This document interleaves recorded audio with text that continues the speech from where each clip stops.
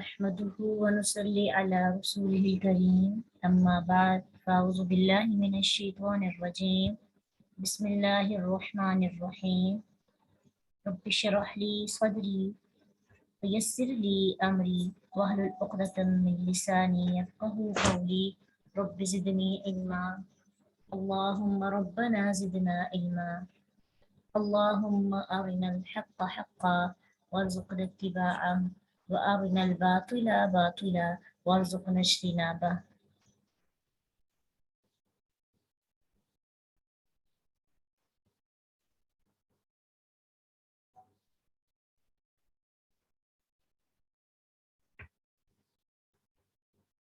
Inna ja'alna ma 'alal ardi zinatan laha linabluwahum ayyuhum ahsanu amala. इन्ना बेशक हम जअलना बनाया हमने माँ इसको जो अलल अर्ज़ी ज़मीन पे है जीनतन जीनत आराइश अट्रैक्शन लहा उसके लिए किसके लिए तमाम इंसानों के लिए हर नफ्स के लिए क्यों बनाया अल्लाह ने ज़मीन को अट्रैक्शन यानी ज़मीन और ज़मीन में मौजूद हर चीज़ को अट्रैक्टिव क्यों बनाया जीनत की वजह क्यों बनाया आराइश का सबब क्यों बनाया लिनबलुवहुम अय्युहुम अहसनु अमला ताकि हम आजमाएं उन्हें कि कौन उनमें से ज्यादा अच्छा है अमल में। इस दुनिया में अल्लाह सुब्हानहू ताला ने जो चीजें पैदा की हैं वो औरत है, वो माल है, वो सवारी है, बल्कि इसका तो प्रॉपर जिक्र भी किया गया ना ज़ुय्यिना लिन्नासि हुब्बुश शहावाति मिनन निसाइ वल बनीन वल क़नातीर। तो खजाना सोना बेटों को भी आजमाइश बनाया गया, माल को भी आजमाइश बनाया गया, औरत को भी आजमाइश बनाया गया। इन दुनिया की जितनी भी चीजें हैं खूबसूरती वाली, अट्रैक्शन वाली, आराइश वाली, अल्लाह ने उनको इस सब कुछ क्यों अता किया ताकि ये चेक किया जाए कि ये दुनिया के रहने वाले लोग उस अट्रैक्शन की तरफ अट्रैक्ट होकर अल्लाह को भूल जाते हैं या फिर उन नेमतों को पाने के बाद भी अल्लाह को याद करते हैं और अल्लाह का शुक्र अदा करते हैं। इसलिए गौर कीजिए हमारे पास क्या क्या चीजें मौजूद हैं और हम उन चीजों से आजमाइश पे पूरा उतर रहे हैं कि या उन चीजों की अट्रैक्शन में मदहोश होकर अल्लाह को ही भूल बैठे हैं। हमें याद ही नहीं कि इस दुनिया में कुछ और भी हो रहा है कि नहीं, हमें उन चीजों के अलावा कुछ नजर ही नहीं आता। अगर तो वो नेमतें हमारे पास मौजूद नेमतें हमें अल्लाह से दूर कर रही हैं तो फिर वो नेमतें वाकई आजमाइश है और हम आजमाइश पे पूरा नहीं उतर रहे। और अगर उन नेमतों को हासिल करने के बावजूद हम अल्लाह का शुक्र अदा करते हैं, कुर्बत में इजाफा करते हैं और अल्लाह के करीब हो जाते हैं, तो इसका मतलब है कि अल्लाह ने हमें तौफीक अता की है और हम आजमाइश पर पूरा उतरने की कोशिश कर रहे हैं और अच्छे अमल कर रहे हैं। लिनबलुवहुम अय्युहुम अहसनु अमला। जब भी कोई कामयाबी मिले, जब भी कोई खुशी की खबर सुनने को मिले, तो एक चीज याद रखिएगा कि एक तरफ अल्लाह की रहमत है और दूसरी तरफ आजमाइश, और उस रहमत में उस नेमत को पाकर अमल करना नहीं भूलना। अक्सर ऐसे होता है हमारे जब खुशी के मौके होते हैं या फंक्शंस होते हैं तो जितने भी इस्लामिक रिचुअल्स होते हैं हम उनको पार कर देते हैं, हुदूद तोड़ देते हैं। हमें लगता है शादी ब्याह के फंक्शंस पर या वैसे खुशी के मौका पर हर चीज जायज हो जाती है। यही तो मौके होते हैं जिनमें हमारे ईमान का इम्तिहान होता है कि कौन है जो अच्छा अमल करता है। नॉर्मल लाइफ में तो हर एक के लिए अमल करना, इस्लाम पर पूरा उतरना आसान होता है। असल कामयाबी, असल बहादुरी तो तब है कि जब आप कमजोर लम्हात में हो, और अक्सर कमजोर लम्हात या गमी में होते हैं या फिर खुशी में। लिनबलुवहुम अय्युहुम अहसनु अमला व इन्ना लजाइलूना मा अलैहा सईदन जुरुजा بے شک ہم البتہ بنانے والے ہیں اس کو جو علیہا اس پر ہے، کس پر، اس زمین پر، سعیدن میدان، جروزہ چٹیل، اس زمین میں جن پر یہ لوگ اترانے کی کوشش کرتے ہیں، خاص طور پہ نبی صلی اللہ علیہ وسلم کو تسلی دی جا رہی ہے کہ نبی صلی اللہ علیہ وسلم کفار جن چیزوں پر اترا رہے ہیں سب چند دن کے لیے تو زمین کی زینت ہے، چند دن کے لیے تو یہ اٹریکٹیو ہے، یہ چیزیں ہمارے پاس آج موجود ہیں جن پر ہم فخر کرتے ہیں، تکبر کرتے ہیں، دوسروں سے اپنے آپ کو بڑا سمجھتے ہیں کہ فلاں کے پاس نہیں ہے، میرے پاس تو یہ چیز ہے، فلاں کو اللہ نے محروم رکھا اور مجھے یہ دی، اپنے آپ کو بڑا سمجھنے کی کوشش کرتے ہیں۔ پھر اگر نہیں سمجھے تو ہمارے اعتبار، ہماری سوچ، ہمارا ایٹیٹیوڈ، ہر چیز چینج ہو جاتی ہے جیسے ہی ہمارے ہاتھ میں کچھ آتا ہے نیا۔ اللہ کہتے ہیں کہ اے نبی آپ پریشان نہ ہو، یہ لوگ جو دنیا کی اٹریکشن کی وجہ سے، دنیا کے اٹریکٹیو ہونے کی وجہ سے آپ کو جٹلا رہے ہیں اور دنیا کو ترجیح دے رہے ہیں، یہ دنیا چٹھیل میدان ہو جائے گی، سب ختم ہو جائے گا، یہ ساری اٹریکٹیو چیزیں بالکل خلاص ہو جائے، کچھ بھی نہیں رہے گا، کوئی مکان نہیں رہے گا، نہ باغ رہے گا، نہ سبزہ رہے گا، نہ جانور، نہ آدمی، ساری چہل پہل ختم ہو جائے گی۔ تو یہ دو آیات ہماری زندگی کی حقیقت ہے۔ آج ہم دنیا کی زیب و زینت اور آرائش حاصل کرنے کے لیے کتنی تگ و دو کرتے ہیں، کتنی کوشش کرتے ہیں، اسی چیز کی تو لڑائی ہے، ہر بندہ چاہتا ہے کہ مجھے مل جائے، ہر چیز مل جائے، جو دوسرے کے پاس ہے وہ بھی ملے، جو اس کے پاس نہیں ہے وہ بھی مجھے ملے، لیکن یاد رکھیے جتنا حاصل کے پیچھے بھاگتے جائیں گے، الہ حاصل ایک تو حاصل نہیں ہوگا سارے کا سارا، دوسرا ہمیں بگاتا رہے گا، اور اینڈ پہ کیا ہوگا، جب کچھ ہمیں مل جائے گا تو چند دن ہمارے پاس رہے گا، اس کے بعد سب کچھ ختم۔ تو کیوں نہ ہم وہ حاصل کریں جو ختم نہیں ہوتا۔ یقین جانے کبھی کبھی اکیلے بیٹھ کے سوچنا چاہیے کہ میں کیا کر رہی ہوں، میرے شب و روز کہاں پہ گزر رہے ہیں، میں نے یہ بھی حاصل کر لیا، یہ بھی کر لیا، اگر آج ہی میری موت ہو جاتی ہے یہ سب چیزیں ادھر رہ جائیں گی، میرے ساتھ جانا کیا ہے، پائیدار چیز کیا ہے، اس پائیدار چیز پہ محنت کرنی چاہیے نا۔ یہ جو ہم کما رہے ہیں، بنا رہے ہیں، سارا پیچھے سے ہمارے پیچھے سے لوگ کھائیں گے، وہ اس سے فائدہ حاصل کریں گے، میرے ساتھ کیا جانے، میرا عمل، قرآن، نماز، تقوی، اللہ کی محبت، قبر میں ہمیں پیک کر دیا جاتا ہے، سوچ کے سانس بند ہوتا ہے، تو وہاں پہ کیا آ جائے گا، عمل، ایہم احسن عملا، لنبلوہم ایہم احسن عملا۔ تو اپنی زندگی کے چند لمحات احتساب کے لیے ضرور نکالنے چاہیے کہ میں کس طرف جا رہی ہوں، میری ڈائریکشن کیا ہے۔ اگر ڈائریکشن سیدھی ہو جائے گی تو پھر کمی بیشی آتی رہتی ہے، ایمان میں اضافہ ہوتا ہے، کبھی کم ہو جاتا ہے، لیکن ایسا ہوتا ہے کہ انسان تیاری میں رہتا ہے، انسان سفر میں ہے، کبھی نیند آ جاتی ہے، سو جاتا ہے، سستی آ جاتی ہے، لیکن کم از کم حالت سفر میں ہوتا ہے، اور جب ہم حالت سفر میں ہوں گے تو اللہ کے ہاں سرخرو ہونے کے چانسز بڑھ جائیں گے۔ لیکن اگر ہم سوچ ہی نہیں رکھتے کہ میں نے اپنے اعمال میں اضافہ کرنا ہے، میں نے دنیا کی اٹریکشن میں اتنا مدہوش نہیں ہونا کہ میں اپنے اللہ کو بھول جاؤں۔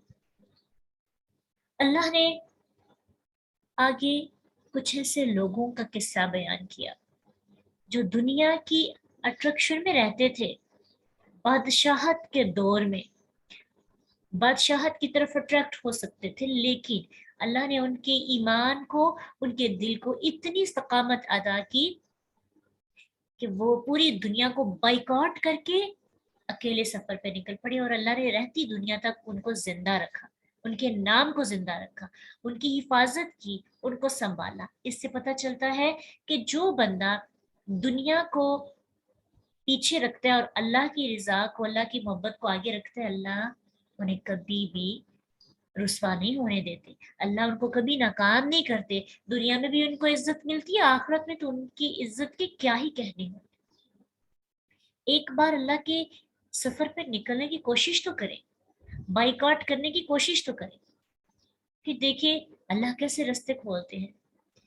ام حسبت ان اصحاب الکہف والرقیم، کیا سمجھا آپ نے کہ بے شک غار والے، والرقیم اور کتبے والے، اصحاب کہف کو اصحاب الرقیم بھی کہا جاتا ہے اور اصحاب الکہف بھی کہا جاتا ہے۔ اصحاب الرقیم کیوں کہتے ہیں؟ رقیم جو ہے بمعنی مرقوم، اور مرقوم کا مطلب ہوتا ہے لکھی ہوئی تختی یا کتاب والے۔ تو جب وہ اچانک غائب ہو گئے تھے اصحاب کہف جو غار میں جا کے چھپے تھے، تو بہت تلاش کرنے کے باوجود جب وہ نہ ملے تو ان کے نام کی ایک تختی لکھ کر خزانے میں محفوظ کر لی گئی۔ یا پھر یہ کہا جا سکتا ہے کہ ان کو صحابہ رقیم اس لیے کہا گیا کہ ان کے پاس شریعت کے احکامات پر مشتمل لکھی ہوئی کتاب تھی۔ یا پھر اس طرح سے بھی اس کی تفسیر کی جاتی ہے، ان کو صحابہ رقیم اس لیے بھی کہا جاتا ہے کہ ان کے جاگنے کے بعد لوگوں نے غار پر ایک تختی نصب کر دی جس پر ان کے نام لکھے ہوئے تھے، تو ان کو غار والے بھی اور کتبے والے بھی، یعنی کتاب والے، تختی والے بھی کہا جاتا ہے۔ ام حسبت ان اصحاب الکہف والرقیم، کیا گمان کیا آپ نے کہ جو غار والے ہیں، رقیم والے ہیں، کانوا من آیاتنا عجبا، تھے وہ ہماری نشانیوں میں سے عجیب۔ یہاں پہ شروع میں ام جو ہے یہ انکار کے لیے آیا ہے کہ آپ اس کو عجیب سمجھتے ہیں، حالانکہ یہ عجیب واقعہ نہیں ہے۔ عجیب تو یہ ہے کہ اللہ نے زمین اور آسمان کو پیدا کیا۔ لوگ اصحاب کہف کے واقعہ کو عجیب سمجھتے ہیں، اللہ کہتے ہیں میری قدرت اور میری عظیم نشانیوں کے سامنے یہ کچھ بھی عجیب نہیں۔ آسمانوں کو پیدا کرنا، زمین کو پیدا کرنا، زمین میں اس کی زینت کی ہر چیز پیدا کرنا، پھر قیامت کے دن اسے چٹیل میدان بنا دینا، اصحاب کہف کے معاملے میں یہ چیزیں زیادہ عجیب ہیں۔ اللہ سبحانہ تعالیٰ قرآن میں فرماتے ہیں نا، سورۃ مومن آیت 57 میں اللہ سبحانہ تعالیٰ فرماتے ہیں لَخَلْقُ السَّمَاوَاتِ وَالْأَرْضِ أَكْبَرُ مِنْ خَلْقِ النَّاسِ، یقیناً آسمانوں اور زمینوں کو پیدا کرنا لوگوں کو پیدا کرنے سے بہت بڑا ہے۔ انسان کی تخلیق اتنی حیرت انگیز نہیں جتنی اللہ کی باقی تخلیق ہے آسمان اور زمین۔ اس لیے کہا گیا کہ آپ اس کو عجیب سمجھتے ہیں، حالانکہ یہ عجیب نہیں ہے۔ پھر اسی طرح اس کی دوسری تفسیر بھی کی گئی، وہاں پہ ام کو انکار کے طور پر نہیں، تقریری لحاظ سے سمجھا گیا ہے کہ اللہ نے کہا کہ واقعی یہ لوگ بہت عجیب تھے، یہ واقعہ بہت عجیب واقعہ ہے۔ اب مزید شوق دلایا جا رہا ہے کہ آؤ اس واقعہ کو سناؤ، اور اس واقعہ کو سنو تو صحیح یہ کس طرح عجیب ہے، ایسی کیا چیز ہے جو یہ انسان کو حیران کر دیتی ہے۔ اس جب اول فتیتو پناہ لی ان نوجوانوں نے، فتیتو فتن کی جمع اور اس کا مطلب ہوتا ہے جوان جو آغاز شباب میں ہو، شروع کی جو جوانی ہوتی ہے نا، جو یوں سمجھ لیں کہ 15 سے یا 16 سال ٹین ایج جو ہوتی ہے اس کے بعد جو جوانی شروع ہوتی ہے۔ تو پناہ لی ان نوجوانوں نے الکہفی، غار کی طرف، فقالو پھر وہ کہنے لگے ربنا اے ہمارے رب، آتینا دے ہمیں من لدن کا اپنے پاس سے رحمتن رحمت، وحیہ اور مہیا کر لنا ہمارے لیے من امرنا ہمارے معاملے میں رشادہ بلائی، رہنمائی۔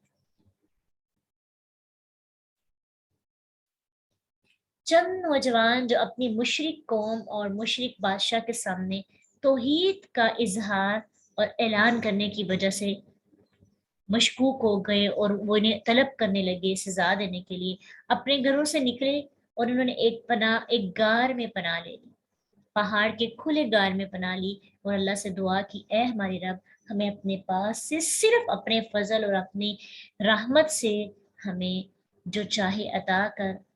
جیسے موسیٰ علیہ السلام نے اللہ سبحانہ تعالیٰ سے دعا کی تھی نا، ربی انی لما انزلت الی من خیر فقیر، اے میرے رب بے شک جو بلائی بھی تو میری طرف نازل فرمائے میں اس کا محتاج ہوں۔ تو جب بھی پریشان ہو، جب بھی یوں لگے کہ دنیا کے اندر کوئی بھی ہماری مدد کرنے والا نہیں ہے، بے بس ہو جائے، صرف اللہ کو پکارے، اللہ جو آپ مجھے دیں گے مجھے قبول ہے، میری رہنمائی کیجیے. ربی انی لما انزلت الی من خیر فقیر. بہت پیاری یہ دعا ہے. موسیٰ علیہ السلام نے اللہ تعالیٰ سے دعا کی تھی اور پھر بعد میں اللہ نے ان کے لیے کیسے رستے کھولے.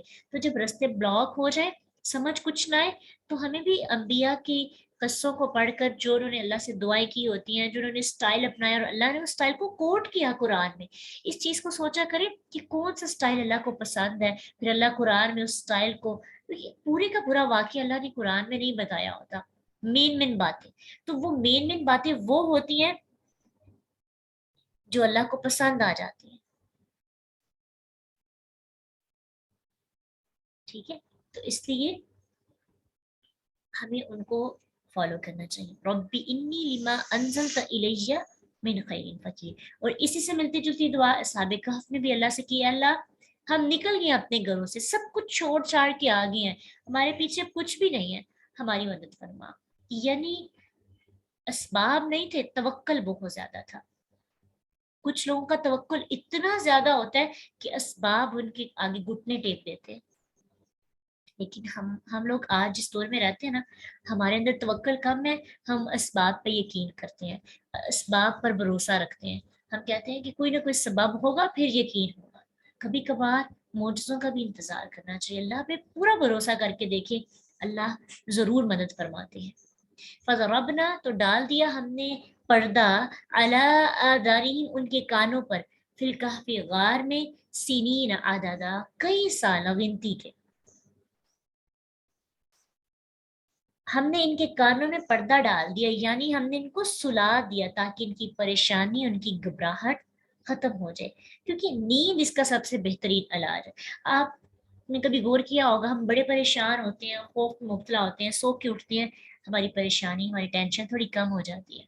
جنگ میں صحابہ پر بھی تو اللہ سبحانہ تعالیٰ نے ان کی گھبراہٹ اور ان کی پریشانی کو دور کرنے کے لیے ان پر نیند تاری کی, اونگنے لگے تھے, اور پھر بعد میں بارش آئی اور ان کی ساری اندر کی کمزوری جو ہے وہ ختم ہو گئی.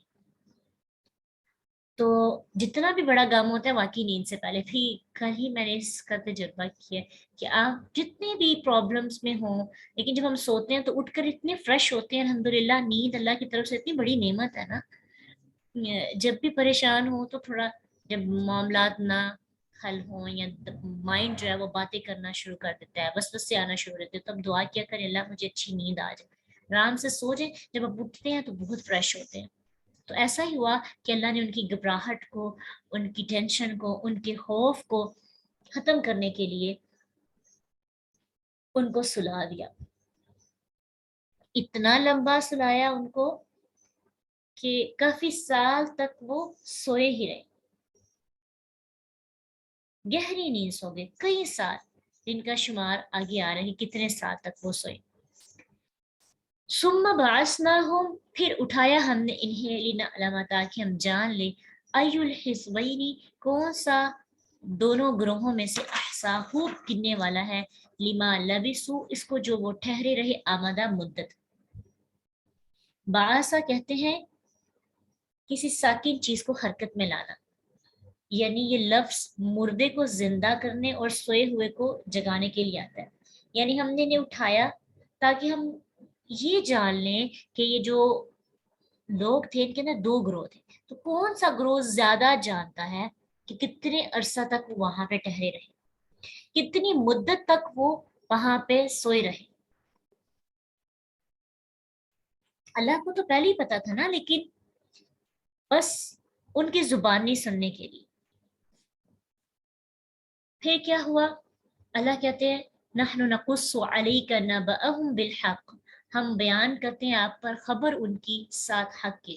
اس سے پتہ چلتا ہے کہ یہ واقعہ بڑا مشہور تھا, بہت سی خرافات اور غلط باتیں اس واقعہ میں شامل تھی. اس لیے اللہ تعالیٰ نے فرمایا کہ ہم تمہیں ٹھیک ٹھاک واقعہ بتاتے ہیں, نبی ہماری زبانی سنیں کہ اصل میں یہ قصہ ہے کیسا. لوگوں نے بہت سی باتیں اس کے اندر خود سے ایڈ کر دی تھی اس وقت میں بھی. اللہ کہتے ہیں, انہم فتیۃ آمنوا بربہم, بے شک وہ چند نوجوان تھے جو ایمان لائے اپنے رب پر, وزدناہم ہدی, اور زیادہ کر دیا ہم نے انہیں ہدایت میں. اللہ کا سٹائل بڑا پیارا ہے. پہلے اللہ نے ان کی مین باتیں غار میں چھپنے کی اور تھوڑا سا تجسس پیدا کیا, شوق پیدا کیا. اب اللہ اصل واقعے کی طرف آ رہے ہیں کہ وہ نوجوان تھے، ایمان والے تھے، اور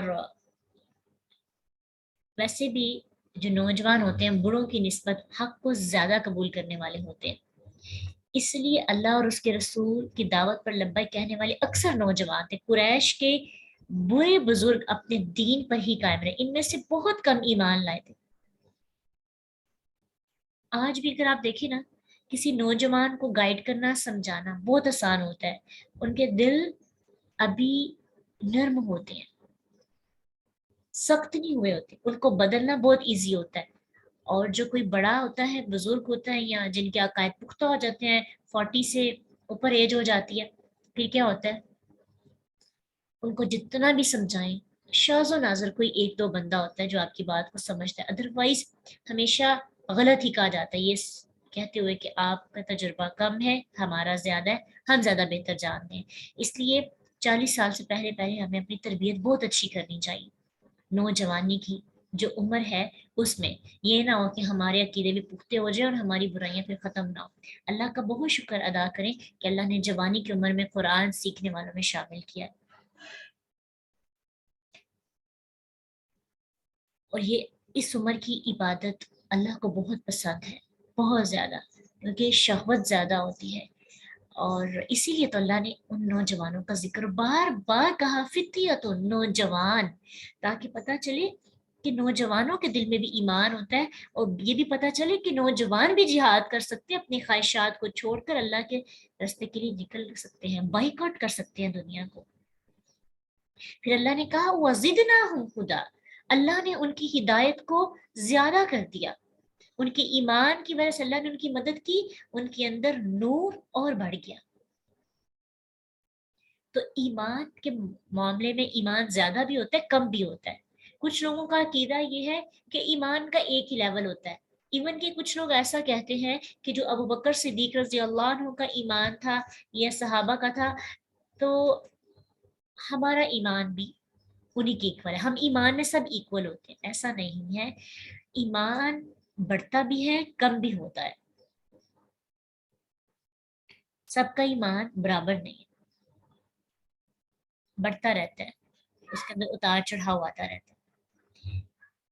تو اب ان نوجوان لوگوں نے جو اب قوم کے اونچے طبقے سے تعلق رکھتے تھے، یہ عام غریب لوگ نہیں تھے، انہوں نے جو صاف ستھرا کھانا منگوانے کی ڈیمانڈ کی نا، تو اس سے اندازہ ہوتا ہے کہ یہ اچھے خاصے گھرانے سے تعلق رکھتے تھے۔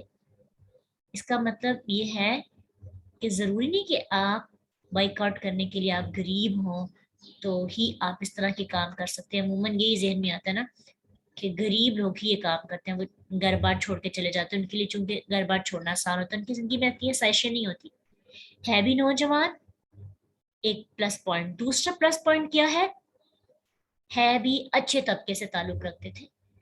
اب جو بندہ زیادہ آسائشوں میں رہتا ہے، زیادہ اس کے پاس دنیا کی آسائشیں ہوتی ہیں، اس کے لیے سب چھوڑنا زیادہ مشکل ہوتا ہے۔ کتنی ان کے اندر کوالٹیز تھی، پھر بھی اللہ کی محبت میں اور اللہ کی رضا میں راضی ہو کر نکل پڑے، اور پھر ان کی قوم اور بادشاہ مشرک بت پرست تھے۔ یہ نوجوان بت پرستی چھوڑ کر اپنے رب کی توحید پر پختہ اور خالص ایمان لے آئے اور اس پر ڈٹ گئے، اللہ کی خاطر اپنے عزیز و اقارب، مال، وطن کو چھوڑ کر ہجرت کر کے گئے، تو اللہ تعالیٰ نے انہیں اور زیادہ ہدایت اور ایمان سے نواز دیا۔ اس سے ایک بات پتہ چلتی ہے کہ ایمان کا جو پہلا سٹیپ ہے وہ ہمیں اٹھانا ہوتا ہے۔ جب ہم قربانی دیتے ہیں، اللہ ہمارے ایمان میں اضافہ کر دیتے ہیں اور ہماری ہدایت میں بھی اضافہ کر دیتے ہیں، ہمارے اندر اور روشنی پیدا ہو جاتی ہے، ہم اور روشن ہو جاتے ہیں، قرآن کا نور بھی اسے ملتا ہے جو قرآن سیکھ کر، پڑھ کر اس سے لرننگ پوائنٹس کو اپنی زندگی کے اندر امپلیمنٹ کرتا ہے، پریکٹیکل ورک شروع کرتا ہے اور اس کے لیے قربانی دیتا ہے، اللہ اس کے لیے ہدایت کی راہیں اور آسان کر دیتے ہیں۔ لیکن جو سیکھ کر بھی، پڑھ کر بھی عمل کی طرف نہیں آتا، پھر ہدایت نہیں اسے ملتی، اگرچہ اجر ملے گا، ثواب ضرور ملے گا۔ ہدایت دو طرح کی ہوتی ہے، ہدایت توفیق، ہدایت ارشاد۔ ہدایت ارشاد علمی ہدایت، یعنی آپ قرآن کی طرف آئے ہیں، آپ کو نالج مل رہا ہے، اللہ تعالیٰ بہت سے لوگوں کو یہ ہدایت دے دیتے ہیں، لیکن ہدایت توفیق کیا ہوتی ہے کہ سیکھنے کے بعد عمل کرنا، اندر کی ہدایت، یہ ہے ہدایت عملی ہدایت۔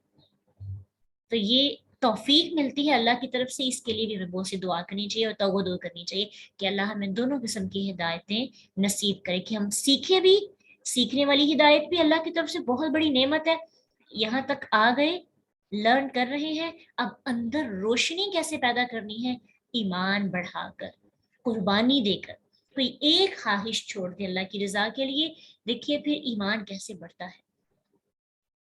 اب اللہ کہتے ہیں وَرَبَطْنَا عَلَىٰ قُلُوبِهِمْ، اللہ نے اور ان کی کیسے مدد کی، یقین جانے اتنی خوبصورت یہ بات میں جب پڑھی تھی تو مجھے لگی کہ کتنی خوبصورتی ہے نا اس چیز میں، کہ اللہ نے ان کے دلوں کو مضبوط کر دیا۔ ربط کہتے ہیں باندھنا، یعنی بادشاہ اور قوم کے ڈر سے جس گھبراہٹ اور پریشانی کا خطرہ تھا اس سے بچانے کے لیے اللہ کہتے ہیں ہم نے ان کے دلوں پر بند باندھ دیے، جس سے وہ مضبوط ہو گئے، جس طرح بکھری ہوئی چیزیں گٹھڑی میں ڈال کر ان کو گرہ لگا کر مضبوطی سے باندھ دیا جاتا ہے نا، تو وہ بکھرنے سے بچ جاتی ہیں چیزیں۔ اللہ تعالیٰ نے ان کے دلوں پر بند باندھ دیے اور وہ حق گوئی کے وقت ہر قسم کے خوف اور خطرے سے محفوظ ہو گئی، اس لیے تو چھپ چھوڑ کر چلے گئے تھے نا۔ ہم جب بات کرتے ہیں، ہم جب کہتے ہیں کہ ایمان کی بات کرتے ہیں تو ہمیں ڈر ہوتا ہے میرا فلاں رشتہ نہ چھوٹ دے، فلاں بندہ میرے خلاف نہ ہو جائے، فلاں نہ ہو جائے، یہ ڈر ہوتا ہے نا۔ تو جیسے واقعی سیلاب کے اندر بند باندھا جاتا ہے سیلاب کو روکنے کے لیے، تو اندر کی گھبراہٹ، خوف، ٹینشن، مستقبل کی خدشات، پریشانی، اللہ نے سب کو کنٹرول کر دیا۔ اس کا مطلب ہے دلوں کو مضبوط کون کرتے؟ اللہ۔ اسی لیے ہم دعا مانگتے ہیں اللہ سے، یا مقلب القلوب ثبت قلبی علی دینک، اے دلوں کو پھیرنے والے رب، میرے دل کو دین پر ثابت قدمی عطا کر دے۔ تو اللہ سے اپنے دلوں کی مضبوطی کے لیے بہت دعا مانگنی چاہیے۔ اللہ کے نبی صلی اللہ علیہ وسلم بھی دعا کیا کرتے تھے نا، ربنا لا تزغ قلوبنا بعد إذ هديتنا وهب لنا من لدنك رحمة إنك أنت الوهاب، اے ہمارے رب ہمارے دلوں کو ہدایت حاصل کرنے کے بعد نہ پھیرنا۔ دلوں کی مضبوطی، دلوں کی استقامت، دل کی ہدایت بہت ضروری ہے۔ اگر دل آؤٹ آف کنٹرول ہو گیا، دل کنٹرول میں نہ رہا، یقین جانے جتنا بھی سیکھ لیں اثر نہیں کرے گا، وقتی تاثیر ہوگی، لیکن بعد میں جب دنیا میں جائیں گے تو پھر ویسے ہی کریں گے جیسے ہم ہیں۔ ایک ہی نیت ہونی چاہیے قرآن کو سیکھنے کی، اللہ دلوں کو ٹٹولنا ہے، دلوں کی حفاظت کرنی ہے، دلوں کو ٹھیک کرنا ہے۔ دل بدلے گا تو زندگی بدلے گی، دل بدلے گا تو ایمان بڑھے گا، دل بدلے گا تو ہدایت ملے گی۔ ایک دل کو بدلنے کے لیے خود کوشش، قرآن کے ساتھ جڑے رہنا، قرآن کی دوستی کو مستقل طور پر اللہ سے مانگنا، اور دوسرا اللہ سے دعا کرنا کہ اللہ ہمارے دل کو ثابت قدمی عطا کرنا، ہمیں استقامت عطا کرنا۔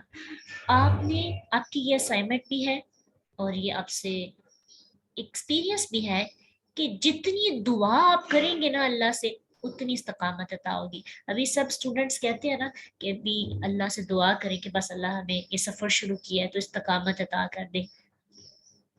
استقامت کا تعلق آپ کے ایمان اور اللہ کے ساتھ جو ربط ہے نا آپ کا اس سے ہے۔ اللہ کے ساتھ ربط مضبوط کر لیں، اللہ کے ساتھ دوستی مضبوط کر لیں، اللہ کو کہ اللہ قرآن کو ہماری سانس بنا دے، اللہ اسلام کو ہمارے لیے روح کی جینے کی وجہ بنا دے۔ جب قرآن کے ساتھ تعلق سانس جیسا ہو جائے گا نا، پھر ہم باقی کام تو چھوڑ سکتے ہیں لیکن اس کو نہیں زندگی سے نکال پائیں گے، کیونکہ سانس نہ ہو تو زندگی نہیں انسان جی سکتا۔ تو ایسا رشتہ اللہ سے مانگے، کیونکہ قرآن کے بنا دل نہیں مضبوط ہوتا، جو ہمیں تھامتا ہے، جو ہمیں تسلی دیتا ہے، جو ہمیں مضبوط بناتا ہے، جو ہمیں دنیا سے بے نیازی والا حوصلہ اور جگر عطا کرتا ہے، وہ محض قرآن ہے جو پختگی عطا کرتا ہے ہمارے عقائد میں، جو ہمیں ڈٹ جانے کا کہتا ہے، وہ محض قرآن ہے۔ اس لیے اس رمضان اللہ سے جو بہت زیادہ دعا کرنی ہے نا، وہ یہی کرنی ہے، اللہ زندگی اور قرآن اکٹھا کر دے، جب تک زندہ ہے قرآن کے ساتھ جیے، بلکہ ہمیں مرتے دم تک ہماری سانس نکلے نا تو قرآن کے سامنے نکلے، کتنی خوبصورت موت ہوگی وہ۔ تو یہ سب کس سے ممکن ہے؟ وَرَبَطْنَا عَلَىٰ قُلُوبِهِمْ، دیکھیے ان لوگوں نے سب کچھ چھوڑ دیا، سب کچھ اپنے دین کے لیے، ایمان کی خاطر۔ ہم قرآن کے لیے چند خواہشات چھوڑ نہیں سکتے، قرآن کے لیے وقت کو مینیج نہیں کر سکتے، ایڈجسٹ نہیں کر سکتے چیزوں کو، سب کچھ پاسبل ہے، بس دل کو سمجھانے کی بات ہوتی ہے۔ وَرَبَطْنَا عَلَىٰ قُلُوبِهِمْ، اور مضبوط کر دیا ہم نے ان کے دلوں کو، اذ قاموا، جب وہ کھڑے ہوئے، فقالوا، پھر کہنے لگے، ربنا رب السماوات والارض، رب ہمارا رب ہے وہ جو آسمانوں اور زمین کا ہے، لن ندعو من دونہ الہا، ہم نہیں ہرگز پکاریں گے اس کے سوا کسی دوسرے الہ کو، لقد قلنا اذا شططا، اگر ہم ایسا کہیں گے، اگر ہم اللہ کے علاوہ کسی اور کو پکاریں گے تو یہ بہت بڑی ناانصافی ہوگی۔ یعنی جب وہ بادشاہ کے سامنے بڑے دربار میں کھڑے ہوئے نا، تو انہوں نے صاف اعلان کر دیا، ہم نہ بادشاہ کو اپنا رب مانتے ہیں نہ تمہارے بتوں کو، بلکہ ان سے ہزاروں لاکھوں سال پہلے موجود آسمان اور زمین کے رب کو اپنا رب مانتے ہیں۔ یہ توحید ربوبیت کا اعلان تھا۔ پھر کہا رب صرف ایک ہے، اور یہ ہم اس کے سوا کسی کو ہرگز معبود نہیں مانیں گے۔ یہ توحید الوہیت کا اعلان ہے کہ ہم عبادت صرف اسی کی کریں گے، اسی سے دعا کریں گے، اسی سے امید اور اسی سے خوف رہیں گے، ہمیں کسی کا خوف نہیں، ہمیں کسی سے امید نہیں۔ اسی لیے تو انہوں نے سب کچھ چھوڑ دیا تھا نا۔ جس بندے کو دنیا سے امید ہوتی ہے وہ نہیں چھوڑ سکتا، قربانی نہیں دے سکتا۔ قربانی دینے والا بندہ وہی ہے جو رب پر بھروسہ رکھتا ہے، جو اللہ پر امیدیں باندھتا ہے، جس کو اللہ کا خوف ہوتا ہے اور کسی کا ڈر نہیں ہوتا، جو اللہ کے سامنے کھڑا ہونے سے ڈرتا ہے۔ وَلِمَنْ خَافَ مَقَامَ رَبِّهِ جَنَّتَانِ، پھر اس بندے کے لیے جنتیں ہیں دو۔ اللہ کا خوف رکھنے والا، اللہ سے محبت کرنے والا، بھروسہ توکل رکھنے والا بندہ ہی دنیا کے سامنے ڈٹ کر کھڑا ہو سکتا ہے۔ اور کہنے لگے اگر ہم بادشاہ کو یا اس کے بتوں کو رب یا معبود مانے تو اس وقت ہم بہت بڑی زیادتی کی بات کہیں گے، بہت بڑی نا انصافی کی بات کریں گے۔ ہاں اولائی، یہ ہے قومنا، قوم ہماری، اتخذو، انہوں نے بنا لیے، من دونی ہی آلہہ، اس کے علاوہ کئی الہ، لولا یاتون علیہم بسلطان بیشن، کیوں نہیں بلائے ان پر کوئی دلیل واضح۔ انہوں نے صرف توحید کے اعلان پر اکتفا نہیں کیا تھا، اپنی قوم کے فعل کا رد بھی کیا۔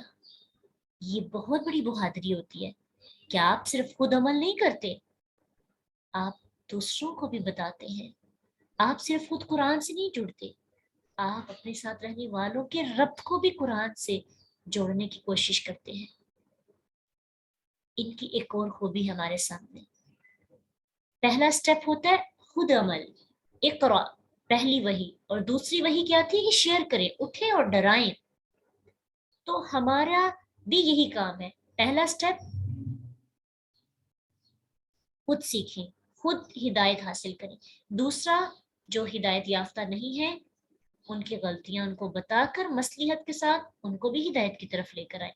اپنے دل کو مضبوط کرنے کا ایک اور یہ بھی طریقہ ہے کہ انسان لوگوں کو اپنے ساتھ شامل کر لے، خود بھی نکلے اور اس سفر میں اپنے پیاروں کو بھی لے کر آگے بڑھے۔ انہوں نے بھی ایسے کیا، کہنے لگے کوئی دلیل تو لاؤ جو کام تم کرتے ہو، اللہ کے سوا لوگوں کو معبود بنایا ہوا ہے، تمہارے پاس تو کوئی دلیل ہی نہیں۔ اگر ہیں تو پھر کیوں نہیں پیش کرتے؟ فمن اظلم ممن افترا علی اللہ کذبا، تو کون بڑا ظالم ہے اس سے جو گڑے اللہ پر جھوٹ، یعنی وہ سراسر جھوٹ اور اپنی خواہشات پر مبنی رستے پر تھے جو ان کی قوم والے تھے. انہوں نے اپنی قوم کا رد کیا، ان کو ان کی غلطی بتائی اور ان کو کہا کہ تم اللہ پہ جھوٹ باندھ کر بہت بڑا ظلم کر رہے. اللہ کے سوا دوسروں کو پکارنا محض کیا ہے؟ جھوٹ ہے. اور جو اللہ پر جھوٹ باندھے اس سے بڑا ظالم کون ہو سکتا ہے؟ اور جو اللہ کی آیات پڑھ کر، اللہ کے قرآن کو سیکھ کر بھی عمل کی طرف نہ آئے، پھر وہ بھی اپنے آپ پر ظلم کرتا ہے، اپنی ذات پر ظلم کرتا ہے. یہ باتیں ان کی ہوش میں آنے سے پہلے کی ہیں. اللہ سبحانہ تعالیٰ دوبارہ سے واقعہ بتا رہے ہیں نا شروع سے، کہ کیسے کیسے پھر وہ غار تک پہنچے. یہ جو بحث و مباحثہ انہوں نے کیا تھا یہ پہلے تھا. بادشاہ کے سامنے جا کے کھڑے ہو گئے، پھر ہی ان کی قوم والے ان کے اگینسٹ ہوئے تھے نا. جب اگینسٹ ہوئے ان کو خطرہ ہوا کہ یہ لوگ ہمیں ایمان سے دور کر دیں گے، تو اپنے ایمان کو بچانے کے لیے ان کو پتا تھا، کیونکہ انسان جیسے صحبت میں رہتا ہے پھر ویسے ہونے لگتا ہے. اپنے ایمان کو بچانے کے لیے انہوں نے الگ سفر اختیار کر لیا. اللہ کی نشانی دیکھنے سے پہلے کا یہ ساری ان کی ڈسکشن ہے. تو اللہ سبحانہ تعالیٰ سے دعا ہے کہ اللہ ہمارے دلوں کو بھی اتنا مضبوط کر دے کہ ہم خود بھی اللہ کی کتاب اور کلام کے ساتھ جڑے رہیں، اپنے دلوں کو مضبوط کریں ایمان اور تقوی کے ساتھ، ہدایت کے ساتھ. اور جب ہمارے دل مضبوط ہونے لگے تو ہم اپنی قوم والوں کو بھی اس طرف راغب کریں، اپنے پیاروں کو، اپنی اولاد کو. خاص طور پہ سب سے پہلے تو اپنی اولاد کا حق ہوتا ہے نا. تو اگر ہم آج اپنے دلوں کو مضبوط کریں گے تو اگلی جو جنریشن آنے والی ہے، فتنوں کا اتنا ہر طرف رش پڑ چکا ہے کہ سمجھ نہیں آتی کس فتنے کو ختم کرے، کس سے بچا جائے.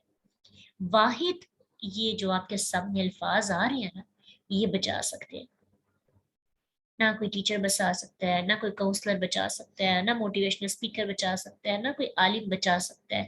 ہماری اپنی موٹیویشن بھی ہمیں نہیں بچا سکتی، پیرنٹس نہیں بچا سکتے، کوئی بھی ہمیں فتنوں سے نہیں بچا سکتا، نہ ہماری اولاد کو بچا سکتا ہے. ایک ہی حل ہے، خود قرآن سے جڑے، صرف تلاوت نہیں، تدبر اور تفسیر ہمیشہ والا رشتہ. یہ بھی نہیں کہ میں نے ایک بار مکمل کرنا ہے اور کمپلیٹ کر کے بس ڈگری لی اور انف، وہ پھر فارمیلٹی ہے نا. ایک دفعہ پڑھا قرآن قارا بار بار پڑھے جانے والی کتاب. اگر فطروں سے بچنا ہے تو واحد حال یہ ہے کہ صبح اٹھے اور پیغام کھول کر دیکھیں اس نے ہمیں کیا کہا، اور پورا دن پریکٹس کریں اس پر، اور یہی تدبر اور تفسیر اور محبت کا رشتہ اپنی اولاد کے اندر ڈال دیں. اگلی نسل کو ایک چیز دے دیں، جائیداد دیں یا نہ دیں اس کی ٹینشن نہیں ہونی چاہیے. قرآن کی محبت دے دیں اپنے بچوں کو، یہ زندگی میں ان کے لیے بہت بڑا احسان ہوگا کہ آپ نے ان کو قرآن زبردستی نہیں، محبت سے دیا ہے، کہ بچپن میں ان کے دل میں قرآن سے دوستی کا رشتہ پیدا ہو جائے. یہ اگر ہو گیا تو ایک بہت بڑا کام ہم دنیا کے اندر کر کے جائیں گے. اللہ ہم سب کو توفیق عطا کرے، قرآن کی محبت اور نور عطا کرے.